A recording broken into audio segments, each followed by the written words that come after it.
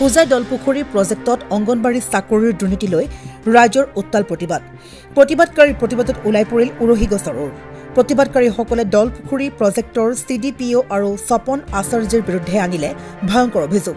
স্বপন আচাৰ্য নামৰ বিষয়জনক বিভাগীয় কৰ্তৃপক্ষই DWCD ICDS E 30/97/169 অৰ্ডাৰ মতে দলপুখুৰী প্ৰজেক্টৰ পৰা জুজিজান প্ৰজেক্টত বদলীকৰণৰ জাননী প্ৰেৰণ কৰিছিল আৰু দলপুখুৰী প্ৰজেক্টৰ CDP DSW ICDS E 30/97/169 অৰ্ডাৰৰ ভিত্তিত 22 ছেপ্টেম্বৰ 2022 বৰ্ষতে জুগিজান প্ৰজেক্টত জইন কৰাৰ অৰ্ডাৰ কৰিছিল কিন্তু স্বপন আচাৰ্যে বিভাগীয় কৰ্তৃপক্ষৰ নিৰ্দেশক বুঢ়া আঙুলি দেখুৱাই নিজ ময়মতালি দলপুখুৰীৰ প্ৰজেক্টত অবৈধভাৱে CDPO লক্ষ্মীপ্ৰসাদ বৰাৰ ছত্ৰছায়াত কাম কৰাৰ আন এক গুৰুতৰ অভিযোগ উত্থাপিত কৰিছে ৰাইজে দলপুখুৰী প্ৰজেক্টৰ 42টা অংগনবাড়ী কেন্দ্ৰত নিযুক্তি পত্ৰ দিয়াৰ ক্ষেত্ৰত স্বপন আচাৰ্যে অজিত দাস আৰু বীৰেন সিং নামৰ দালালৰ হতুৱাই বিভিন্ন প্ৰাৰ্থীৰ ধন লৈ নিযুক্তি পত্ৰ দিয়া যথেষ্ট খেলিমেলি কৰাৰ অভিযোগ উত্থাপিত হয় লগতে স্বপন আচাৰ্যক অতি সোনকালে দলপুখুৰী প্ৰজেক্টৰ পৰা আঁতৰাই দিয়াৰ বাবে বিভিন্ন শ্লোগানেৰে প্ৰতিবাদ সাব্যস্ত কৰে দবকাৰ পৰা লুৎফুৰ ৰহমানৰ ৰিপৰ্ট নিউজ আছাম ধন্যবাদ জনাইছোঁ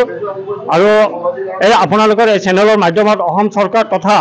গোটেই দেশৰ জনসাধাৰণে অৱগত কৰিবৰ কাৰণে মই আপোনালোকৰ সহায় বিচাৰিছোঁ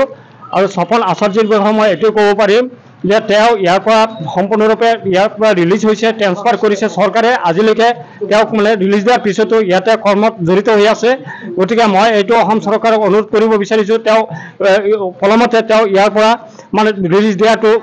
যাতে ইয়াৰ পৰা তেওঁ বেলেগ ঠাইলৈ যোৱাৰ যি ব্যৱস্থা দিছিলে চৰকাৰে তেওঁক অমান্য কৰি পেলাই ইয়াতে বলপূৰ্বকভাৱে ইয়াত কৰ্মত জড়িত হৈ আছে তেওঁ কৰ্মত জড়িত হৈ আছে আৰু এই থকা অৱস্থাটো ইয়াত যি দুৰ্নীতি কৰিছে গোটেই 12টা পঞ্চায়তত প্ৰত্যেকটা পঞ্চায়তত দুৰ্নীতি কৰিছে ইয়াত বিশেষভাৱে 12টা পঞ্চায়তৰ আইমাতৃসকল আৰু বহুতো পুৰুষ মহিলা ইয়াত উপস্থিত আছে গতিকে সকলোৰে দাবী এইটো শুদ্ধভাৱে ইয়াক এপইণ্টমেণ্টৰ পুনৰ হ'ব লাগে আৰু আজি যি এপইণ্টমেণ্ট দিয়া হৈছে আজিলৈকে কোনো ধৰণৰ হেৰি হোৱা নাই লিষ্টটো তেওঁলোকে প্ৰকাশ কৰা নাই যেটো ফাইনাল লিষ্ট কৰিছে এপইণ্টমেণ্ট দিছে আমি বাৰ মানে অনুৰোধ কৰাৰ পিছতো এই লিষ্টটো আজিলৈকে হেং কৰা নাই গতিকে মই এইটো অসম চৰকাৰক অৱগত কৰিব বিচাৰিছোঁ যে লিষ্টটো আজিৰ ভিতৰত এইটো হেং কৰিব লাগে ওলমাব লাগে গোটেই মানুহবিলাকে জানিব লাগে যে এই অঞ্চলৰ স্থানীয় বাসিন্দা নহয় বেলেগ পঞ্চায়তৰ পৰা আহি বেলেগ ৱাৰ্ডৰ পৰা আহি বেলেগ ৰেভিনিউ গাঁৱৰ পৰা আহি ইয়াত নিযুক্তি পইচাৰ বিনিময়ত নিযুক্তি তেওঁলোকে হেৰি কৰিছে নিযুক্তি প্ৰদান কৰিছে সম্পূৰ্ণৰূপে দুৰ্নীতি হৈছে যিসকল প্ৰাৰ্থীয়ে মানে ইয়াত হেৰি দিছে দৰখাস্ত দিছিলে তেওঁলোকৰ পৰা পইচা বিচাৰিছে প্ৰত্যেকজন প্ৰাৰ্থীয়ে তেনেধৰণৰ অভিযোগ কৰিছে মই প্ৰাৰ্থী মোৰ নিজৰ প্ৰাৰ্থী আছে মোৰ হেৰি প্ৰাৰ্থীৰ পৰা বিচৰা হৈছিলে 3 লাখ টকা এই আচাৰ্যৰ কথা আমাৰ দলপুখুৰী ব্লকৰ যিটো আমাৰ অংগনবাদী যিটো কিবা এডভাৰ্টাইজমেণ্ট হৈছিলে সেইটো তাতে মানে আমাৰ 41টা চেণ্টাৰ এডভাৰ্টাইজ হৈছিলে তাতে আমাৰ কিছুমান চেণ্টাৰ এনেকুৱা আছে ধৰক যেনেকৈ কুমৰাঘাটাৰ এটা চেণ্টাৰ 2টা চেণ্টাৰ আছে গণদেৱ গাঁও বুলি এটা আৰু চন্দনপুৰ বুলি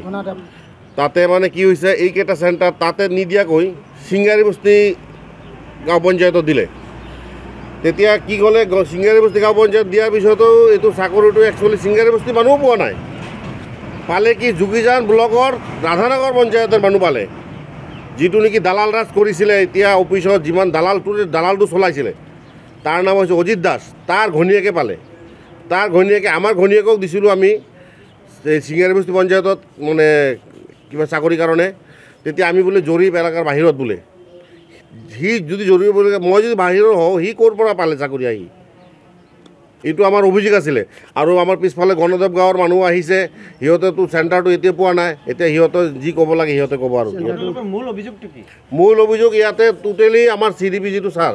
টোটেলি দুৰ্নীতি কৰিছে ইয়াত CDP ছাৰজনৰ নাম আছিলে কি CDP ছাৰৰ নামটো একচুৱেলি মই মনত নাই